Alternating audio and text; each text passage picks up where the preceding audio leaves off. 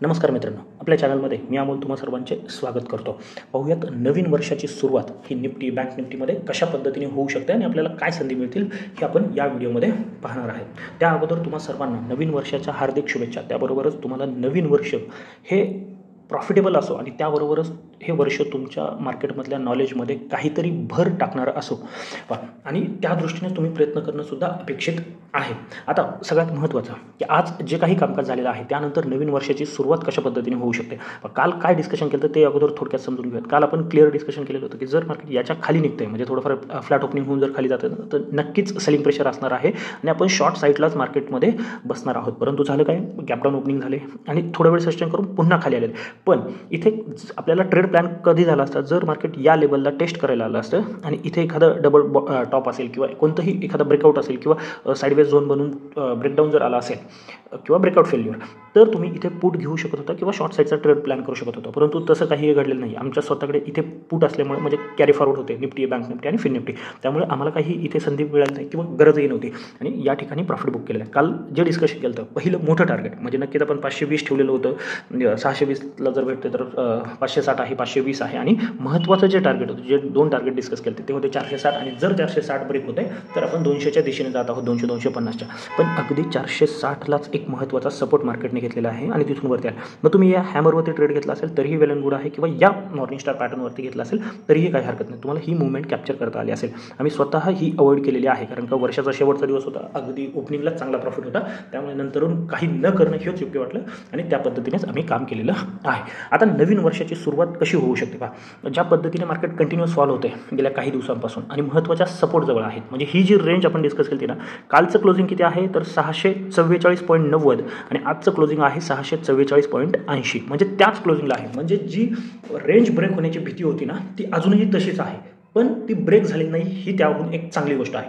आज American market काय behave करता येते कशा पद्धतीने, कारण काल तिकडे फॉल होता, ते कंटिन्यू फॉल होत होतं. आता जर पाहिलं तर ते थोडंफार पॉझिटिव्ह दिसतात, अमेरिकन असतील, युरोपियन असतील.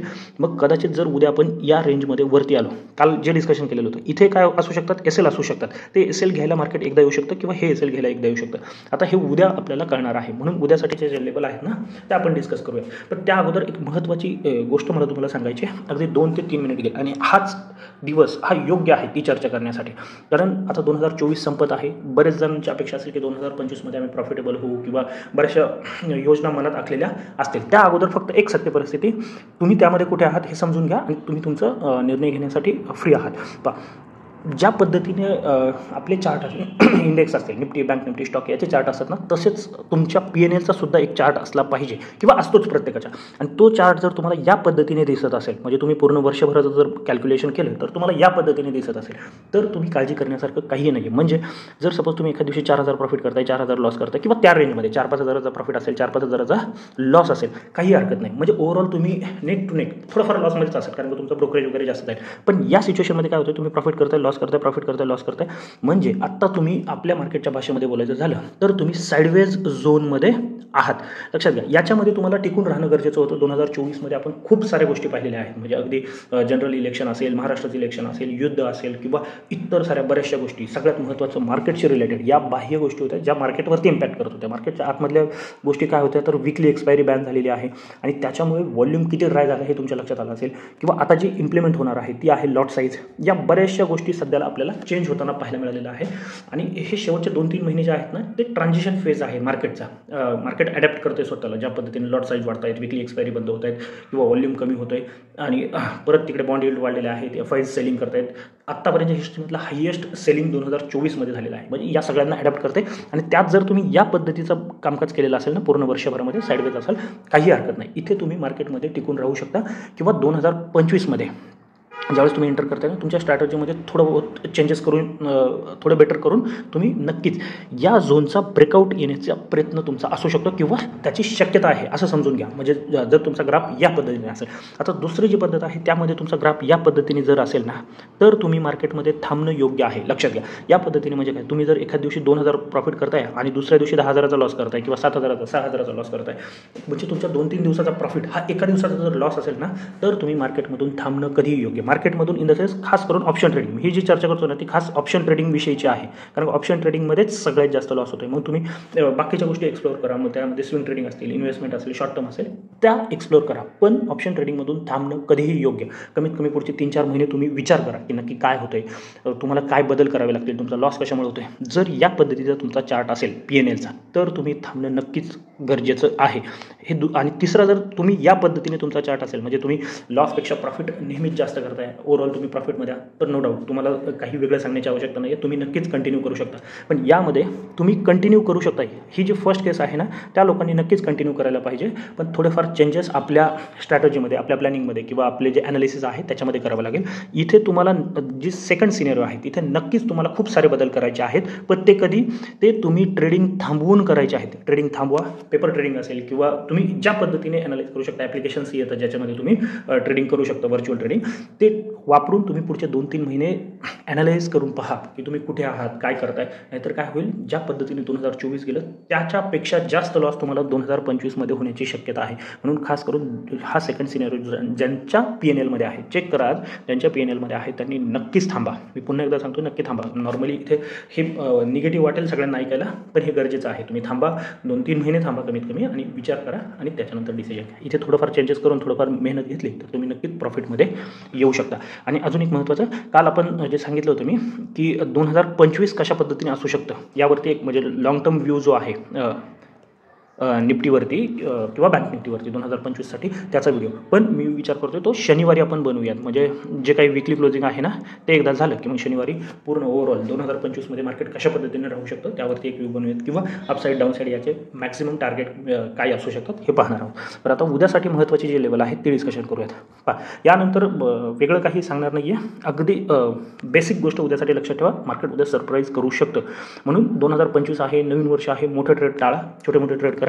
सगळ्यात महत्त्वाची लेवल जी असणार आहे वरती ती आहे 23,720. आता 23,720 का आहे, हे जे इथे ज्यांचे शॉर्ट पोझिशन आहेत ना त्यांचे SL इथे कुठेतरी असतील. मग हे SL घेऊन मार्केट काय करू शकतं, हे SL घेऊन खाली येऊ शकतं. जर इथे फेल्युअर आलं मार्केटमध्ये, मग डबल टॉप असेल किंवा कोणतीही एखादी कॅन्डल पॅटर्न असेल ज्याच्यावरती तुम्ही काम करताय, किंवा एखादा झोन क्रिएट होतो आणि त्याचा ब्रेकडाऊन येतोय, तर नक्कीच इथे तुम्ही पुट साईडचा किंवा शॉर्ट साईडचा ट्रेड प्लॅन करू शकता. पण एक छोटासा स्टॉप लॉस, जो काही झोन बनेल त्याचा स्टॉप लॉस, आणि 1:2 1:3 हे टार्गेट तुमचं असणार आहे. मोठे टार्गेट तुम्हाला कधी पाहायला मिळणार आहेत, जर मार्केट पुन्हा एकदा 560च्या खाली निघतंय. ही जी लेवल आहे ना खूप इम्पॉर्टंट असणार आहे उद्यासाठी. डाऊन साईड आता 560च्या खाली निघाल्यानंतरच एक चांगला ट्रेड तुम्हाला प्लॅन होणार आहे. मग तोपर्यंत काय होऊ शकतं, जर मार्केट फ्लॅट किंवा थोडंफार गॅप डाऊन होऊन इथे येऊन आजच्यासारखं फॉर्मेशन बनतंय, डबल बॉटम असेल किंवा, तर तुम्ही बाईंगचा विचार करू शकता. याच्या खाली सेलिंग आहे, ऑब्व्हियसली 460 पहिलं टार्गेट असेल, त्यानंतर 420 आहे, 40 पॉईंट आहे, परंतु महत्त्वाचं आहे 350 आहे, आणि मग डायरेक्ट 250चं टार्गेट आहे डाऊन साईडचं. अपसाईड पहिला धोका इथे असू शकतो 720ला, आणि दुसरी जी महत्त्वाची लेवल तुमच्यासाठी असणार आहे ती या झोनमध्ये येते, ती आहे 800, 820 आणि ऑब्व्हियसली 870. हे फायनल 3 टार्गेट तुमच्यासाठी उद्या असणार आहेत. 720 वरून तुम्ही जर निघताय तर तुम्ही 800च्या आसपास, 780, 800 या झोनमध्ये जाताय, तिथून वरती निघताय तर 800, 870 या झोनमध्ये आपण जातोय. त्याच्यावरचे लेवल सध्या तरी दिसत नाही आहेत. उद्या लाईव्ह मार्केटमध्ये काही चेंजेस झाले तर नक्की अपडेट करेल. फक्त लक्षात ठेवा, प्रत्येक लेवलपासून एक फेल्युअर येऊ शकतं आणि त्या फेल्युअरला तुम्हाला डाऊन साईडचा ट्रेड प्लॅन करता येऊ शकतो. मार्केट इथे सस्टेन होतं आहे, ब्रेकआउट येतोय, डेफिनेटली बाय करा. हे 60-70 पॉईंट फक्त प्रॉपर ब्रेकआउट असू द्या तरच बाय करा, नाहीतर ब्रेकआउट फेल्युअर होतं हे दिसलं तर छोटे मोठे स्टॉप लॉस लावायचे आहेत. उद्या याच्यावरती फोकस करा. 1:2 1:3 लेवलपेक्षाही तुम्ही जिथे एंट्री करणार आहात तिथे काहीतरी स्टॉप लॉस डिसाईड करा. मग तो 5 पॉईंट असेल, 10 पॉईंट, 15 पॉईंट, आणि तो SL हिट झाल्याच्या नंतर बाहेर पडण्याचा जास्तीत जास्त प्रयत्न करा. आणि उद्या कदाचित काय होऊ शकतं, यानंतर ज्या खूप अपेक्षा आहेत ना मार्केटमध्ये, ज्यावेळेस खूप अपेक्षा असतात, मार्केट कदाचित एखादी लेवल ठरवू शकतं गॅप अप किंवा गॅप डाऊन ओपनिंग नंतर, आणि या पद्धतीचं साईडवेज कामकाजामध्ये दिवस जाऊ शकतो. याच्यासाठी सुद्धा प्रिपेअर राहायचं आहे. आता बँक निफ्टीमध्ये काय होऊ शकतं, बँक निफ्टीचं जे काही कामकाज झालेलं आहे ना, एक चांगला स्पाईक आपल्याला बँक निफ्टीमध्ये पाहायला मिळण्याची शक्यता आहे. जर तुम्ही या पद्धतीने पाहिलं अगदी इथून जरी, तरी एक खूप नॅरो रेंजमध्ये बँक निफ्टी सध्याला आज दिवसभरामध्ये काम केलेलं आहे. जर याच्यावरती बँक निफ्टी निघते आहे, ती लेवल आहे 50,950.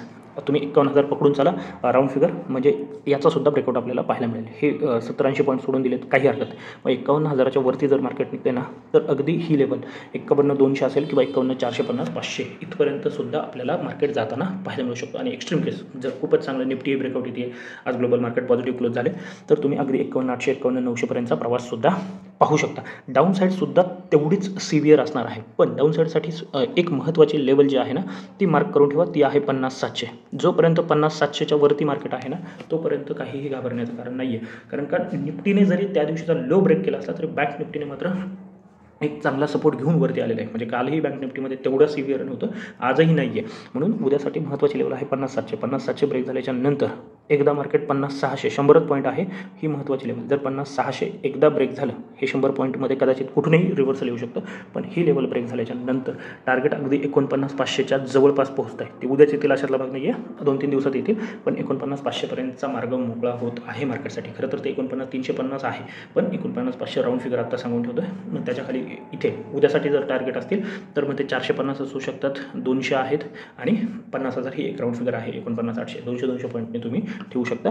अपसाईडला याच्यावरती जर तुम्ही निघताय 51,000च्या तर 51,200 पहिलं आहे, 51,400, 51,650 आणि फायनल 51,900 850पर्यंत तुम्ही जाऊ शकता. कारण का एक स्पाईक येऊ शकतो.